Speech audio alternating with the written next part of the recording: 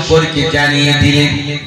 ওয়ালিদ ইবনে মুগিরা 9টা অভিযোগের মধ্যে 8টা অভিযোগ স্বেচ্ছায় মাথা পেতে তিনি বরণ করে নিলেন, কিন্তু একটা অভিযোগ তিনি মেনে নিতে পারলেন না।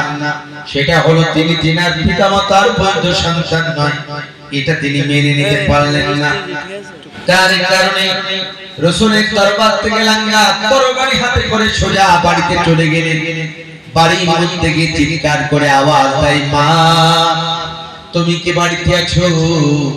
সন্তানের কর্কশ কণ্ঠ শুনে ওয়ালিদ ইবনে মুগিরার মা তড়িঘড়ি করে ঘর থেকে বের হয়ে আসলেন।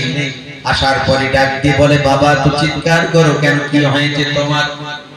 ওয়ালিদ ইবনে মুগিরা লাঙ্গা তরবারি উঁচু করে বলে, মা কোনো কথা নয়, তোমাকে একটা প্রশ্ন করব, যদি তুমি সত্য বলো আমি তোমাকে ছেড়ে দেব, আর যদি মিথ্যার আশ্রয় নাও এই তরবারি দিয়ে তোমার কাল্লা কেটে দ্বিখণ্ডিত করে দেব। ওয়ালিদ ইবনে মুগিরার মা ডাক দিয়ে বলল, বাবা কি বলতে চাও বলো, আমি সত্যটাই বলতে চাই। বলতেছি মা, এই মক্কায় একটা ছেলে আছে, তার নাম হলো মুহাম্মদ, বলেন সাল্লাল্লাহু আলাইহি ওয়াসাল্লাম। এই মুহাম্মদ যখন কোরআন তেলাওয়াত করত, কোরআনের কথা বলতে চাইতো, আমি লোকদেরকে শুনতে দিতাম না, নিষেধ করতাম, ডিস্টার্ব করতাম, ভয় দেখাতাম, হট্টগোল গন্ডগোল বাধাই দিতাম, যেন কেউ ভালোভাবে না শুনতে পায়। ও মা, যার কারণে ওই মুহাম্মদের আল্লাহ আমার প্রতি গুসা হয়ে আমার প্রতি একটা আয়াত নাযিল করেছে। ও মা, যে আয়াতের মধ্যে আমার সম্পর্কে 9টা অভিযোগ দিয়েছে, আমি 9টা অভিযোগের মধ্যে 8টা অভিযোগ স্বেচ্ছায় মাথা পেতে নিয়েছি, একটা অভিযোগ আমি মেনে নিতে পারি না, সেটা হলো এই উতুল্লিম বাদা যালিকা জানি। মা, আমি নাকি আমার পিতামাতার বৈধ সন্তান নয়, এটা আমি মেনে নিতে পারি নাই, তাই তোমার কাছে ছুটে এসেছি সত্যটা বলার জন্য, জানার জন্য। তাই তুমি যদি সত্য বলো আমি তোমাকে ছেড়ে দেব, আর যদি মিথ্যার আশ্রয় নাও এই তরবারি দিয়ে কাল্লা কেটে দ্বিখণ্ডিত করে দেব।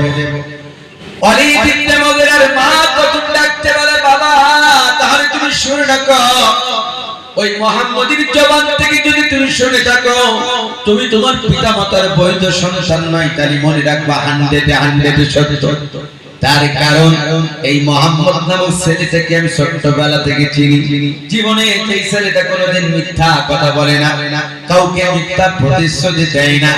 যেই ছেলেটি নবুয়তের আগে থেকেই মক্কার মানুষগুলো তাকে আলামিন বলে ডাকে, সাদিক বলে ডাকে, আমানতদার বলে ডাকে, সেই ছেলেটির জবান থেকে যদি তুমি শুনে থাকো তুমি তোমার পিতামাতার বৈধ সন্তান নয়, তাহলে মনে রাখবা বাবা এই কথাটা 100 সত্য, এই কথার মধ্যে 1 ইঞ্চি পরিমাণ কোনো ভেজাল নাই।